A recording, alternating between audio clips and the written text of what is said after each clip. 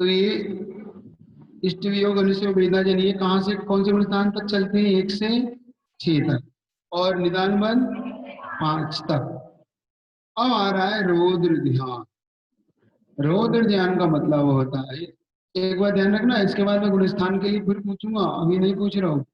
10 minute 5 minute अंत के गुणस्थान का आपसे पूछूंगा। हाँ, नहीं तो आप सोच रहे महाराज भूल गए। महाराज नहीं बोले, लेकिन इसलिए कि अब शुरू कर दिया विषय, इसलिए उसको नहीं पूछ के गुणस्थान का बाद में पूछूं। आप पढ़िए रौद्र ध्यान। रौद्र का मतलब होता है क्रूर। क्या होता है रौद्र का मतलब? क्रूर। क्रूर क्रूर परिणाम अंदर जो होते ही वस्तु व्यक्ति के प्रति, उसमें जो आनंद आना, क्या आता है? आनंद। जैसे किसी को मारने में, पीटने में, परिग्रह में। इसलिए क्रोध ध्यान के 4 भेद हो जाते हैं। कितने भेद हो जाते हैं? 4 भेद। हिंसा में आनंद आना, झूठ बोलने में आनंद आना, चोरी करने में आनंद आना, और परिग्रह में आनंद आना। ये रौद्र ध्यान के 4 आपके भेद है। हिंसा नंदी तो क्रूर परिणामों के साथ जो हमारा ध्यान होता है, हमारा जो चिंतन होता है, उसे हम ध्यान कहते हैं। रौद्र ध्यान, तो रौद्र ध्यान मतलब हमारे अंदर जो क्रूर गलत कार्यों के प्रति। अरे श्रीपाल जी, ओ श्रीपाल जी,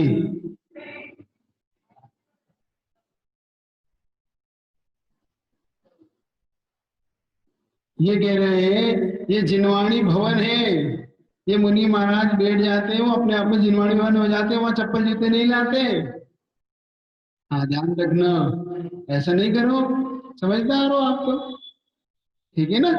आगे और ऐसे ऐसे लाओ तो अब, जब जिनवाणी चल रही हो तो फिर ऐसे जाओ। ठीक है। तो रुद्र ध्यान, इससे जिनवाणी का अपमान होता है ना? गुरु का भी अपमान होता है गुरु के सामने, जिनवाणी के सामने, क्योंकि अपने आप में ये जिन भवन हो गया। क्या हो गया ये? क्योंकि जहाँ पे जिनवाणी विराजमान हो, जहाँ पे गुरु विराजमान हो और देव विराजमान हो, वो अपने आप में जिनेन्द्र भवन हो गया। क्या हम जिनेन्द्र भवन में ले जा सकते हैं? ऊपर नहीं ले जा सकते, तो यहाँ भी ले जा सकते, ये ध्यान रखो। चलिए, हिंसा, तो हमारे अंदर जो हिंसा इत्यादि के प्रति आर्त रोध परिणाम का होना रौद्र ध्यान है। और हिंसानंद क्या होता है? हिंसानंद का मतलब वो हिंसक कार्यों में आनंद का आना। किसी को हिंसा करना, स्वयं करना, किसी से करवाना, हिंसा की अनुमोदना करना, और उसमें जो आनंद आता है उसे हिंसानंद नाम का रौद्र ध्यान कहते हैं। क्या समझ गए? समझ गए? हिंसा का आना, करवाना कैसे? सामने वाले को मान लो, अगर मारपीट करवा रहे हैं, सामने वाले के साथ दुख दे रहे हैं, मारने का मतलब, हिंसा का मतलब है ना प्राणी लेना। हिंसा का मतलब होता है दुख भी देना, कष्ट देना, सामने वाले को दुखी कर देना, और उसमें आनंद बनाना। ये बहुत बार हो जाता है। मान लो चिढ़ाते हैं लोग, चिढ़ाते हैं एक दूसरे को। अब एक दूसरे को चिढ़ाते हैं, सामने वाला एकदम बहुत दुखी हो जाता है, यहाँ तक कि रोने भी लग जाता है, यहाँ तक कि सामने वाला इतना परेशान हो जाता है, और आप लोग हंसते हैं, मजा आता है। तो ये हिंसानंद है सामने वाले की। और हिंसा, एक बात ध्यान रखो, हमने हिंसा मात्र कायगत हिंसा को हिंसा माना। क्या? काय से होने वाली हिंसा को हम हिंसा मानते हैं, मन से होने वाली, वचन से होने वाली हिंसा को आप हिंसा ही नहीं मानते। किसी के दिल को दुखाना भी तो हिंसा है कि नहीं? है कि नहीं? है। वचनों से किसी को बुरा भला बोलना भी हिंसा है कि नहीं? है। तो आप अगर किसी की मन से हिंसा कर रहे हो, वचनों से हिंसा कर रहे हो, तो ये भी हिंसा है। आप इसको समझ लेना, रौद्र ध्यान को। आप हंस रहे हो सामने वाले पे, अगर उसका दिल दुख रहा है आपकी हंसी के कारण, अब वैसे नहीं। अब जैसे तो माता पिता भी बच्चों के लिए भाई थोड़ा सा कष्टकारी बोल देते, वो तो हित की बात है, गुरु भी बोल देते हैं। वो हित की बात है, माता पिता बोल देते, टीचर बोल देते हैं, तो वो हिंसा आनंद नहीं है, उनको आनंद नहीं आता, उनको दुख होता है कि देखो मुझे आज इन्हें ऐसा बोलना पड़ा, ताकि इसको कुछ बोल दिया तो सामने वाले को दुखी हो गया, बोल दिया माता पिता ने सामने वाले को ऐसा बोल दिया जिससे वो बच्चा रोने लगा दुखी, लेकिन उनका भाव उसमें आनंद मनाना नहीं था, उनका भाव उसके प्रति अच्छा हित का भाव था। हित का भाव जहाँ होगा वहां पे हिंसानंद नाम का धोना नहीं होगा। अहित का भाव मतलब सामने के आनंद लेना, ताकि देखो अभी इसका मजा लेता हूँ, तो उसको बोल दिया, अब वो रोने लगा, अब देखो अच्छा लग रहा है ना, देखो कैसा रो रहा है, तो इसमें जो आनंद आ रहा है ये हिंसानंद है ना। तो वो हिंसानंद नाम नहीं लगाना, यहाँ पर हिंसानंद लगाना आनंद किसी की लिए आप जो परेशान करते हो, अथवा आप जो सामने वाले के लिए मान लो मर रहा है, अथवा वीडियो गेम इत्यादि आप खेल रहे हैं, अथवा आप ऐसा कुछ कर रहे हैं, तो ये भी हिंसा है और उसमें आनंद आ रहा है। मान लो आप गेम खेल रहे हैं, आप गेम खेलते खेलते आप उसमें आनंद मना रहे हो, देखो मैंने इसको मार दिया, देखो उस पुलिस वाले को मार दिया, मैंने उस चोर को मार दिया, मैंने उस बदक को मार दिया। खेलते हैं ना ये गेम आजकल आप लोग, पबजी वगैरह, ऐसे गेम में उसमें मारते ही, उसमें जो आनंद आता है ये भी हिंसा आनंद है।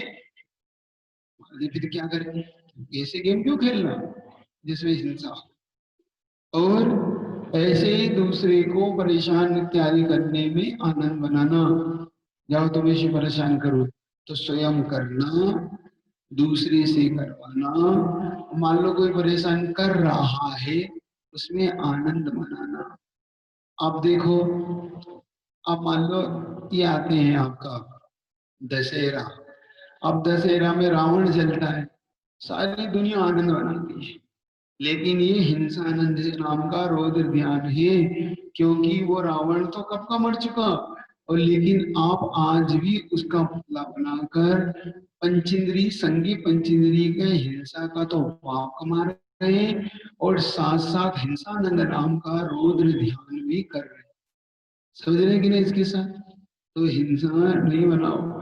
ऐसे ही और भी बहुत सी चीजें हैं जिनमें आप हिंसा होती है आपकी, जैसे पटाखे इत्यादि फोड़ने में होने वाली हिंसा में जो आनंद मनाना, जैसे किसी पशु पक्षी को मारते समय आनंद मनाना, उनको पकड़ के परेशान करने में आनंद मनाना, ये सब हिंसा आनंद है।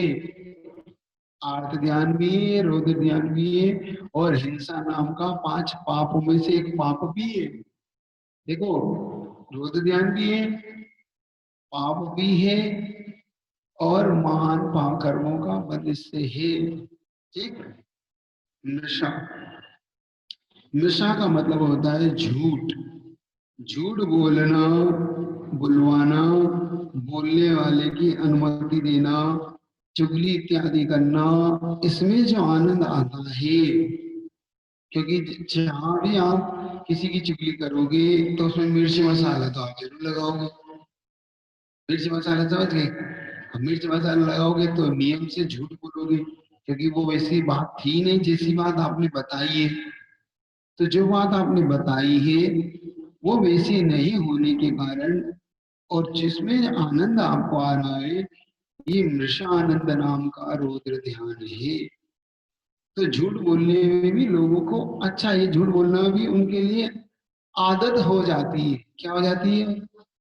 उनके अंदर इतना ज्यादा ये घर कर जाती है कि उन्हें उस झूठ बोले बगैर आनंद नहीं। कहीं भी पूछो, कुछ भी पूछो, एक झूठ जरूर बोलेंगे उसको उसको बिना या तो उनको भोजन नहीं बचता, अथवा उन्हें उसके बिना बात नहीं बताते आती, या उनको सच बोलने में परेशानी होती है। कुछ का कुछ जरूर बोलेंगे, उसमें जरूर एक बात अपनी जोड़ेंगे, क्योंकि उसको बिना लोगों में जायका नहीं आएगा जायका समझ गए? बात को बड़ा चढ़ाकर बोल देना, अतिशयोक्तिपूर्ण उनके बारे में कहना, ये सब झूठ की श्रेणी में है। और उसमें आने वाला आनंद, दूसरे को झूठ बुलवाना, स्वयं तो झूठ नहीं बोल रहे, सामने वाले से झूठ बुलवाने के लिए प्रेरित करना। ऐसा देखो मैं तो नहीं बोल सकता, तुम बोल देना, ऐसे ऐसा बोल देना ताकि मेरा काम, देखो मैं बोलूंगा तो पकड़ा जाऊंगा क्योंकि उन्हें मेरे बारे में पहले से सब पता है। तो आप ऐसा कहना, ऐसी ऐसी बात है, तो आपका ये कार्य वो कर देगा। सेम झूठ बोलना, झूठ बोलने की प्रेरणा देना, बुलवाना। अच्छा बोलने वाले के लिए अनुमोदना करना। मैंने आज ऐसा ऐसा झूठ बोला, बहुत अच्छा किया, बहुत अच्छा आपने, बहुत ये कार्य करके वो सामने वाले को बहुत अच्छा, ये बढ़िया हो गया, ये मत करो। स्वयं झूठ मत बोलो, ना बुलवाओ। फिर महाराज क्या करें, कभी कभी परिस्थितियां ऐसी हो जाती है, मौन भी तो रह सकते हो, जरूरी उस परिस्थिति में आपका बोलना, मौन हो जाओ, आप बात को टालने का पुरुषार्थ करो, तो झूठ नहीं है। देखो पहले ही कह दिया, जिस कार्य से सामने वाले के ऊपर आपत्ति आ जाए ऐसा बोलना सच भी झूठ है। क्या? ऐसा सच बोलना जिससे सामने वाले के ऊपर आपत्ति आ जाए, तो इससे अच्छा मौन रहना ठीक है। सामने वाला बोल रहा है तो हाँ ठीक है बताएंगे सोच के, अभी मुझे ध्यान नहीं, तो कोई बात नहीं, क्योंकि आप सामने वाले की आपत्ति को दूर करने के लिए ये कार्य कर रहे हो, इसलिए कह रहा हूं कभी झूठ मत बोलो। झूठ बोलने से स्वयं भी उलझोगे। अच्छा, एक झूठ को छुपाने के लिए आपको कितने झूठ बोलना पड़ेगा? 100 नहीं, 1000। ऐसा हो गया, वैसा हो गया, नहीं हमने ऐसा नहीं किया, नहीं ऐसी बात नहीं थी, ऐसा। और आप उसको अगर श्रद्धा पूर्वक विनय पूर्वक कह देते कि नहीं मेरी ऐसी ऐसी बात है, मैं आपसे सच सच है मेरी, तो उसके लिए आपको कोई भी झूठ नहीं बोलना था, वो बात वैसी थी। तात्कालिक जो भी उसका निर्णय हो जाता हो जाता, लेकिन अब उसका झूठ का इतना ज्यादा वंडर हो चुका है, इतना ज्यादा बड़ा जाल बुन लिया आपने कि आप उस जाल से स्वयं नहीं निकल पा रहे हो कि आप इसके कैसे निकले इससे, है कि नहीं? सीधी सीधी आप अगर बोल देते उस समय कि देखो ऐसा ऐसा घट गई घटना, क्या करें, लेकिन आप मान लो घर में कोई नुकसान हो गया, घड़ी फूट गई और कुछ हो गया, कुछ गुम गए, तो आप लोग झूठ बोल जाते हैं, क्या करें सच बोल दिया तो अभी आफत हो जानी है, है ना? नहीं आप, लेकिन आप तत्काल में मना के मुड़ देख के बोल देते कि हाँ ऐसा, तो वो शायद उनको ज्यादा चोट नहीं पहुंचाती। लेकिन आपने जो झूठ बोल के बाद में उनको जो सच पता पड़ेगा, वो उनको ज्यादा चोट देगा। ओह ऐसी बात थी, आपने मुझे इतना बड़ा झूठ बोला, तो सही में बताओ उनको बाद में कितना पीड़ादायक होगा वो, होगा कि नहीं? तो तत्काल में उस बात को संभाल के कह देना, संभाल के कह दो, कोई बात नहीं, आप नहीं कह पा रहे हो तो बात को व्यवस्थित करके भी तो कह सकते हैं कि ऐसा ऐसा हो गया, या मैं आपको बाद में बताऊंगा। आप ऐसा कह के झूठ तो मत बोलो, हाँ बात तो है मुझे पता है, लेकिन आपको मैं समय पे बताऊंगा, अभी थोड़ा सा ये ठीक समय नहीं है बताने का, तो ये बात बन जाएगी, झूठ भी नहीं होगा और सच भी हो जाएगा। नहीं तो अनुभव वचन सबसे अच्छे। अनुभव वचन जानते हैं कि नहीं? 4 प्रकार के वचन होते हैं, सत्य वचन, असत्य वचन, उभय वचन और अनुभय वचन। सत्य वचन वो होता है जो जैसा था वैसा कह देना, जैसे को बिल्कुल वैसा का वैसा कहना सत्य वचन ही। असत्य वचन का मतलब होता है जैसा नहीं था वैसा कहना, जैसा नहीं था वैसा कहना, उसके लिए सामने वाले को ये बोलता है असत्य। उभय वचन होता है मिक्स कर कर कहना, कुछ सच कहना कुछ झूठ कहना, ये उभय वचन कहलाता है। अनुभव वचन कहलाता है ना सच्चे ना झूठे ऐसा वचन बोल, क्या? नहीं नहीं, जो सच भी नहीं और असच भी, जैसे कि आपने पूछा महाराज सरदना आप आएंगे, देखो भैया क्या सोच के बाद देखेंगे अभी क्या कहेंगे, तो ना हमने मना भी नहीं किया, हाँ भी नहीं भरी, तो अनुभव वचन हो गया हमारा। है नहीं, ऐसा थोड़ी आना कि नहीं आना, आना भी हो तो भी हम आपसे नहीं कह सकते हैं, अब मान लो हमें आना है सरदना, तो हम आपको इसलिए नहीं कह सकते कि वहां जाने कौन सी परिस्थिति बने। आप देखो जैसे अब कुछ लोग लगे थे महाराज आपका चातुर्मास करवाना है, आपका चातुर्मास कराना है, चाहे वो सूरजमल वाले हो, चाहे वो आगरा वाले हो, चाहे बड़ौत वाले हो, चाहे सहारनपुर वाले हो, चाहे मुजफ्फरनगर वाले, कहीं भी हो। अब वो कह रहे हैं, अब लॉकडाउन से पहले से ही कह रहे हैं, कब से, जनवरी फरवरी मार्च से। अब मार्च में ही वो कह रहे हैं महाराज हम आपको श्रीफल चढ़ा रहे हैं, हमने पहला श्रीफल चढ़ा दिया, अब आप हाँ भर लो कि हम आपके यहाँ चातुर्मास करेंगे। और मुनि महाराज मान लो हाँ भर दे, भर दी, मान लो हाँ ठीक ठीक कर लेंगे, कोई बात नहीं। अब लॉकडाउन लग गया, क्या करोगे? सरकार ही नहीं निकलने दे रही आपको, तो आपके वचन का क्या होगा? मन में भी भाव है, मान लो कि मैं उस जगह पे चातुर्मास कर सकता हूँ, चलो अच्छी जगह है, अनुकूल है, चर्या पल जाए, लेकिन अब ऐसी स्थिति बन गई, कोरोना आ गया, फैल गया, एक कदम आप बाहर नहीं निकल सकते, अब क्या करोगे? तो आपका सत्य वचन खंडित होगा कि नहीं? तो ये इसीलिए कभी भी साधु को वचन से नहीं बदलना चाहिए। आचार्य महाराज इसीलिए किसी को वचन नहीं देते। क्या? एक बात देखी मैंने, उसका कारण मैंने एक सोचा, एक गुरु जी का मुझे बहुत अच्छी संस्मरण याद आ रहा है। आचार्य महाराज के जो गुरुदेव थे ज्ञान सागर जी महाराज, उनके सानिध्य में किशनगढ़ देखा आपने? राजस्थान किशनगढ़ सुना तो होगा ना? सुन, वो अजमेर के पास है किशनगढ़। वहां पे आचार्य महाराज के गुरु महाराज जो वहां पे खूब उनका वहां पे विहार इत्यादि हुआ, वहीं पे उनकी चर्या हुई, मुनि बन के भी रहे। तो उनके और आचार्य महाराज की दीक्षा हो गई थी। उस समय की घटना है, उन वहां पर एक मंदिर का शिलान्यास हुआ था, पुराना मंदिर को करके नया मंदिर बनना था। वो शिलान्यास आचार्य ज्ञान सागर जी के सामने हुआ था, और उस समय शायद आचार्य परवर भी थे, गुरुवर भी थे। अब वो शिलान्यास होने के बाद आचार्य ज्ञान सागर जी की समाधि हो गई, और आचार्य श्री का बिहार बुंदेलखंड की ओर हो गया, और आचार्य महाराज वही कुंडलपुर इत्यादि में वहीं पे विहार करने लगे। अब वो जब मंदिर बन के तैयार हो गया, तो वहां की समाज आचार्य महाराज के पीछे 77 से लगी हुई थी। आचार्य श्री आपको छात्रों पे वहां पर गिरणा करना वगैरह आचार्य श्री हमेशा टालते थे, देखो बताऊंगा, देखो सोचो, अब देखूंगा, क्योंकि बोलते नहीं थे। कुंडलपुर की गर्मी में 79 की गर्मी, 88 की गर्मी में आचार्य श्री होंगे, और पूरी समाज किशनगढ़ की वहां पहुंची बस लेकर, आचार्य श्री आपको अब तो हाँ भरना पड़ेगी। आचार्य महाराज के मुख से निकला, कुछ पेशगी तो दो। अब पेशगी दो का मतलब था, तुम कुछ चाहते हो तो इस क्षेत्र का उद्धार के लिए कुछ करो, तो मन तो बनाओ। क्योंकि कुंडलपुर समय बहुत बहुत ज्यादा पिछड़ा क्षेत्र जैसा था। आचार्य महाराज के बाद अब ये कुंडलपुर बहुत ज्यादा उठा, बहुत ज्यादा उठा, तो लोगों की मतलब समझो कि वो सब कुछ है। तो वो समझे नहीं, तो आचार्य के क्षेत्र के उद्धार के लिए कुछ सोचो, सिर्फ अपने उद्धार के लिए सोचते हो।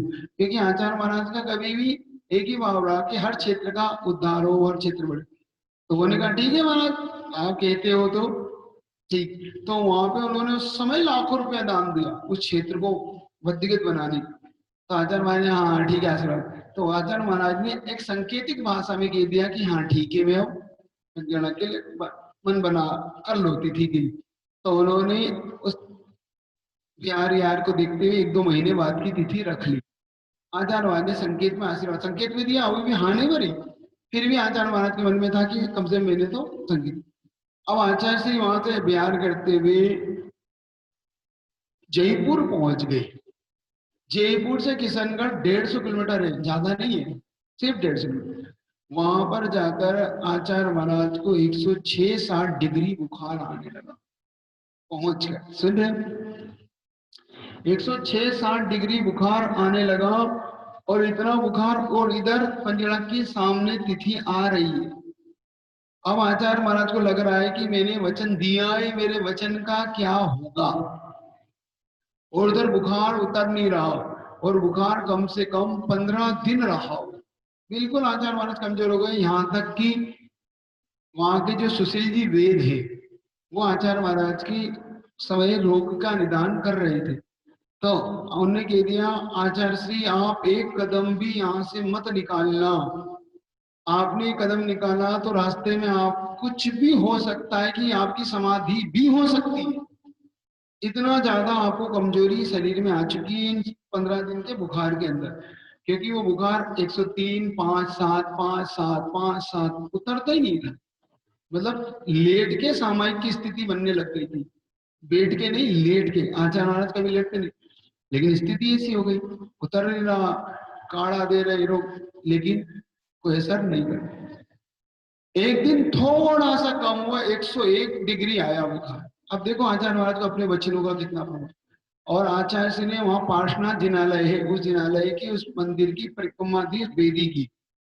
तो लोगों को लगा कि आचार्य से क्या बात है, आज भगवान की भक्ति कर रहे थे, लेकिन आचार्य से परिक्रमा नहीं, अपने आप को तोल रहे थे कि मैं चल पाऊंगा कि नहीं। और लोगों को पता पड़ गया कि आचार्य श्री विहार करने वाले हैं। सुशील जी वेद वगैरह आए, उन्होंने कहा महाराज आप किसी भी कीमत पे विहार मत करना, हम आपसे निवेदन कर रहे हैं। लेकिन वह जानते थे कि आचार्य श्री अपने वचन के पक्के हैं, ये विहार करके रहेंगे। तो उन्होंने डोली मंगवा के रख ली कि जैसे ही आचार्य श्री जाएंगे तो आचार्य श्री को पकड़ के डोली में बिठा देंगे। क्या योजना तो देखो इनकी। उन्होंने बिल्कुल 8, 10, 15 लड़के अच्छे तैयार कर लिए कि बस आचार्य श्री जैसे ही निकले तो अपन बिल्कुल आचार्य श्री को बिल्कुल चल तो पाएंगे नहीं, और ये 10-20 कदम चलेंगे नहीं, बैठ जाएंगे, बस बैठेंगे तो अपन इनको डोली में बिठा के फिर विहार करा के किशनगढ़ तक पहुंचा देंगे। उनने पूरी योजना बना ली। लेकिन आचार्य महाराज निकले और जैसे ही निकले पानी गिरना शुरू हो गया। इधर बुखार है उनको 9900 और उधर पानी गिरना शुरू। इधर पानी गिरा, आचार्य महाराज का बुखार गायब, बुखार उतर गया पानी गिरने से। और उस दिन आचार्य महाराज ने 14 किलोमीटर का विहार किया। कितना किलोमीटर का? 14। और ये डोली लेके पीछे दौड़ रहे हैं कि अब बैठे, और निवेदन करा आचार्य महाराज 1 किलोमीटर हो गया, अब बैठ जाओ, अब बैठ। और उन बस ये बैठेंगे और अपन डोली में बिठा लेंगे। क्या उनकी योजना क्या थी? ये पाटे बैठेंगे, उस पाटा उठा के जल्दी से डोली में और अपन सब दौड़ लगा देंगे। आचार्य महाराज मुस्कुराते हुए विहार करते चले जा रहे हैं कि ये देखो ये क्या सपने देख रहे हैं। और बिहार करते करते दूसरे दिन फिर 12-13 किलोमीटर का बिहार किया। डोली वाले चल रहे हैं, आदमी तो आप बैठेंगे। और जैसे ही आचार्य महाराज पूछे, उनका आहारचर्या हुई। आहारचर्या में पहले ही गिलास में जो दवाई दी उसमें इतना बड़ा बाल, और आचार्य महाराज का वही पूरा अंतराय हो गया। आप लोगों ने बहुत निवेदन किया, आप एक अब मत चलना आचार्य महाराज कर, लेकिन उनको ध्यान था कि मैंने कितनी कौन सी तारीख दे रखी है। और उस समय उनकी गृहस्थ की जो माँ थी वो आरिका बनी हुई थी, समयमती, वो समय जयपुर में मौजूद थी। वो आचार्य महाराज के दर्शन करने के लिए बार बार निवेदन करती, मुझे एक बार दर्शन दे दे दो। आचार्य महाराज के तो क्या एक बार दर्शन दे दे मुझे। ये आचार्य महाराज अब कैसे दे दर्शन? लेकिन जब बिहार किया तब अंतिम उनको दर्शन, मतलब बहुत समय दर्शन हुए। तब वो कहने पूछने लगी कैसा है स्वास्थ्य आपका? आचार्य बस कुछ नहीं, मुस्कुराते हुए आगे बढ़े। देखो उन्हें अपनी माँ की तरफ भी नहीं देखा, उस इतने निर्मोही वो रहे। और जैसे अंतराय हुआ, फिर लोगों ने मना, उस समय फिर 10-12 किलोमीटर बिहार किया। दूसरे दिन फिर 8-10 किलोमीटर बिहार करके आचार्य महाराज से निवेदन किया। अब तो आहारचर्या करने के लिए आहारचर्या हुई, लेकिन भाग्य फिर खराब था। जैसे दवाई दी, दवाई ले ली, 1-2 गिलास चले, फिर अंतराय, दूसरा अंतराय लगा था। और अब लोगों के तो हाथ पैर ठंडे पड़ गए कि अब आचार्य श्री अजमेर नहीं, किशनगढ़ नहीं पहुंच सकते, क्योंकि अब तो चले नहीं पाएंगे। तो फिर भी आचार्य श्री संकल्प के धनी थे, अपने सत्य वचन को निभाने के लिए पुनः विहार किया। फिर आहारचर्या हुई, उस दिन आहारचर्या बहुत अच्छे से हो गई। फिर आचार्य श्री विहार करते रहे। एक जो उनके साथ विहार करा रहे थे, उन्होंने बताया ये जो महाराज है विद्यासागर जी, ये बड़े हटीले हैं। क्या है ये? हट गिराई। कैसे हट गिराई देखो। हम क्योंकि उस रास्ते से हमने बिहार किया जयपुर के लिए किशनगढ़ से, तब उन्होंने हमें बताया था कि महाराज यहाँ यहाँ आचार्य जी ने आहार किया था। उन्होंने बताया महाराज मैं चौका लेके महाराज के नवदा भक्ति के लिए जाता था, तो मैंने एक जगह चौकी की पूरी तैयार कर ली 10 किलोमीटर पे कि अब 10 किलोमीटर चल पाएंगे, तो मैंने पूरा तैयारी कर ली। वो 8:30-9 बजे तक पहुंच गए। मैंने निवेदन किया महाराज यही आप स्टॉप करिए, आपकी आर्टचर्या हम सब यही कराना चाहते हैं। लेकिन उन्होंने वहां से 5 किलोमीटर और बिहार कर दिया। हम हाथ जोड़ते रह गए, पीछे दौड़ते रह गए, यही रुकना है, यही आपका हार होना है, यही भी है आप। लेकिन उन्होंने कहा सुनने, सुन रहे हो कि नहीं, समझ में आ रही है बात? आपकी हट ग्राह्यता साधु को उसकी संकल्प से रोक नहीं सकती। फिर याद किया ये महाराज, मैंने उस दिन, मेरे को इतना गुस्सा आया, इतना गुस्सा आया इन पे। कैसा तो महाराज क्या, क्योंकि अब साधु साहब के अब प्रेम भी हो जाता है तो गुस्सा भी आता है उसे, उसका प्रेम हो जाता है ना, स्नेह हो जाता है। तो अब जब उसको कोई पीड़ा होती है गुरु को, तो उसे गुस्सा बहुत आता है गुरु पे, कि बिल्कुल नहीं सुनते, किसी की नहीं सुनते आप, किसी का कहना नहीं मानते। अपना गुस्सा कहाँ निकाले वो, तो दूसरे से निकालता है, वहां तो निकाल सकता नहीं। तो वो गुस्से में कहते ही ऐसा हटेला महाराज, जाना ही नहीं मुझे, कुछ सुनता तो नहीं किसी की, देख कुछ भी नहीं सुनता, अब कह दिए यार करना तो काय को गए। लेकिन कहा 10 मिनट बाद गुस्सा ठंडा हो गया, फिर दौड़े आर्चर्या का भी कराना। फिर आर्चर्या करा के आचार्य महाराज उस पंचगणाक में ध्वजारोहण के दिन पहुंचे। क्या दिन पहुंचे? उधर ध्वजारोहण था। आचार्य महाराज की अगवानी के लिए उस दिन 5,000 लोग थे उस ध्वजारोहण में सिर्फ। और बड़े बड़े आचार्य थे, धर्म सागर महाराज, आचार्य धर्म सागर, आचार्य सुश सागर, ये 2-3 बड़े बड़े आचार्य संघ उनकी अगवानी के लिए आए, क्योंकि उस समय के लिए वो भी आए हुए थे। वो लोग बढ़िया अगवानी की, और वो जानते थे विद्यासागर महाराज की हट गराइता को, उन्होंने बढ़िया अगवानी करके लेके गए। फिर बाद में उनका बिहार कब हुआ मालूम? इधर मोक्ष कल्याणक हुआ, उधर आचार्य महाराज ने किशनगढ़ से बिहार। तो इसको बोलते सत्य वचन। इसीलिए आचार्य महाराज अनुभव वचन का उपयोग करते। किसका उपयोग करते हैं? अनु। आप लोग को लगता है महाराज जी लोग क्यों नहीं बताते हैं, महाराज जी लोग बिहार का क्यों नहीं बताते हैं, महाराज जी लोग कभी भी कोई चर्या का पूछो तो बस हाँ देखो देखो हो जाएगी। महाराज कल आपको उपवास करना था तो आज बता देते, क्यों बता देते, क्यों बता देते? एक बात मान लो, आप लोग जो सुबह तक धर्म ध्यान करते, सुबह तक जो धर्म ध्यान करा आपने, क्या मालूम कितने महाराज उठेंगे, 2 उठेंगे, 1 उठेंगे, 3 उठेंगे, चलो भाई व्यवस्था, अपन लोग भक्ति तो करना, नौदा भक्ति, तो जो नौदा भक्ति का पुण्य आप कमा रहे थे वो पुण्य आपका खत्म हो गया कि नहीं? अरे एक महाराज उठे, चलो एक की व्यवस्था बना लो भाई। तो ये जो आप व्यवस्था के चक्कर में रहते हो, इससे 3 चौके वाला हुआ पुण्य खत्म, क्योंकि उनका उससे ही खत्म हो गया। ऐसे ही चातुर्मास का महाराज, कम से कम आपको चातुर्मास सर्दना में करना है तो वो बता देते महाराज आप कर। लेकिन चातुर्मास सर्दना में करना नहीं करना, ये तो हमारे अंतरंग का विषय है, तुम्हें क्यों बताएं? अब आपको बता दे, मान लो हम घोषणा कर दें हाँ चातुर्मास यही होगा, तो जो बड़ौत वाले, सहारनपुर वाले, आगरा वाले, दिल्ली वाले, ये सब जो धर्म ध्यान कर रहे हैं, बैठ के माला फेर रहे थे, बस महाराज जी हमारे यहाँ जाए, बस महाराज जी हमारे यहाँ चातुर्मास कर ले, आचार्य श्री के बार बार माला फेर रहे कि आचार्य श्री हमारे यहाँ चातुर्मास देना। और सरदना वाले जो माला फेर रहे, नहीं महाराज जी यहाँ से जाए ना, महाराज जी जाए ना, महाराज जी यहाँ चंद्रमान करें, बस ये। तो तुम्हारा धर्म ध्यान भी खत्म हो जाता, 4 समाज का धर्म ध्यान खत्म हो जाता, क्योंकि अब तो महाराज ने घोषणा कर दी है, अब तो आना तो ही, क्योंकि महाराज ने कुछ नहीं कर दी। और सरना वाले बेफिक्र, तो महाराज ने घोषणा कर दी अब तो सो जाओ, कोई दिक्कत नहीं, तो हम तुम्हें सोने भी नहीं देंगे तो जगाए रखना है तुम्हें, तो तुम्हें चातुर्मास की घोषणा भी इसलिए नहीं करते, इसलिए कहीं बिहार की घोषणा नहीं करते, कहीं चातुर्मास की घोषणा नहीं करते। इससे आपका धर्म ध्यान बना रहता है, उत्साह बना रहता है। अब ऐसा ही हुआ, खुराई में चातुर्मास करा, बहुत बढ़िया चातुर, बहुत मतलब बहुत ही प्रभावनापूर्वक चातुर्मास हुआ। अब वो सोच रहे थे कि महाराज जी का बिहार तो इतनी धूमधाम से कराएंगे, इतने बैंड बाजे ये वो, कम से कम जब जाएंगे तो अपन, महाराज जी ने अपने लिए इतना करा है तो अपन ऐसा ऐसा बिहार गाएंगे महाराज जी याद रखेंगे, क्योंकि अगवानी उनको ऐसा लगा कि हम अच्छे से नहीं कर पाए, तो उन्होंने बिल्कुल तैयारी कर ली। अब उन्हें पता, उन्हें ऐसा लगा कि आज दोपहर में बिहार होगा, तो उन्होंने घर घर खबर कर दी कि महाराज जी को पता नहीं पड़ने देना, और महाराज जी जाए तो पहली बात तो जाने नहीं देंगे, तो अपन सब सड़क पे भी लौट जाएंगे, ये करेंगे, उन्होंने पूरी तैयारी कर ली, क्योंकि उनको पता पड़ गया कि महाराज जी बैग पैक कर लिए महाराज जी। अब उन्हें ये नहीं पता कि हमने हमने क्या सोचा है उन्हें पता। अब हम सुबह तीनों महाराज भगवान के दर्शन करे और वहां के बड़े बाबा के दर्शन करे। तो हमने सोचा महाराज जी जंगल से आ रहे हैं। हमने जंगल के लिए एक रास्ता इधर जाता था, एक रास्ता बिहार के लिए जाता था।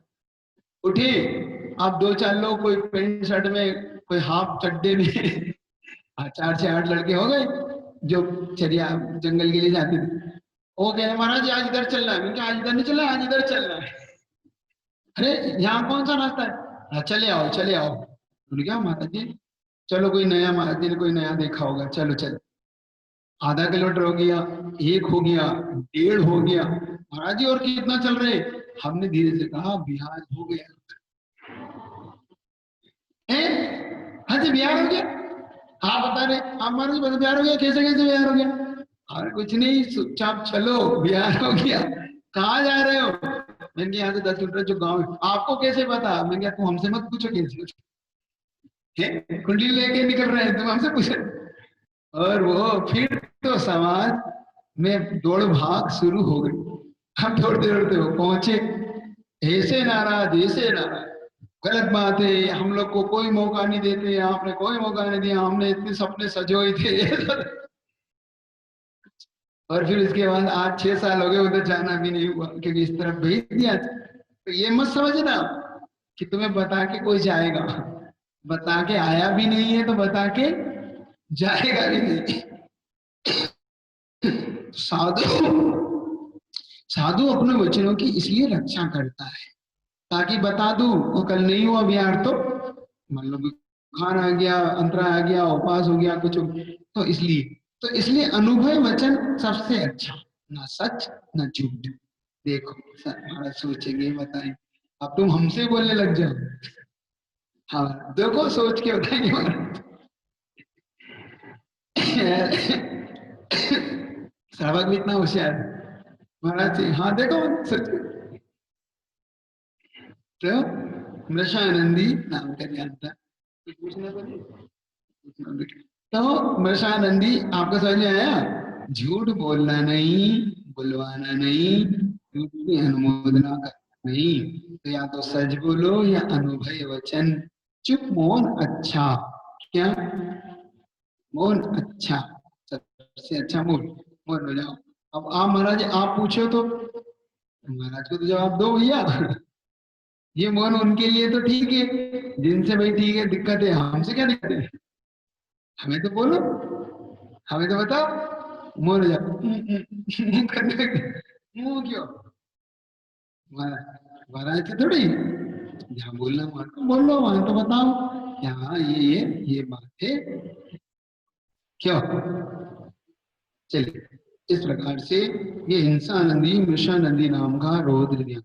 चौर्यानंद, चोरी करना, चोरी करवाना और चोरी की अनुमोदना करना, चोरी का माल खरीदना, चोरी का माल बेचना, चोरी के माल खरीदते हुए की अनुमोदना करना, ये चौर्यानंद। चोरी को, चोर को न्याय दिलाने में और माल खरीदने में आनंद। अब चोर को भी जो वकील हो जाते हैं, अब वो चोरी के लिए चोर को छुड़वा लेते हैं वो अपनी कला से। ये भी एक प्रकार का रौद्र ध्यान है। क्या है ये? ऐसा रौद्र ध्यान मत करना जिससे सामने वाले की चोरी के लिए कभी नहीं छुड़वाना, अपनी को से ज्यादा वो नहीं है। चलिए किसी को पूछना तो नहीं कुछ।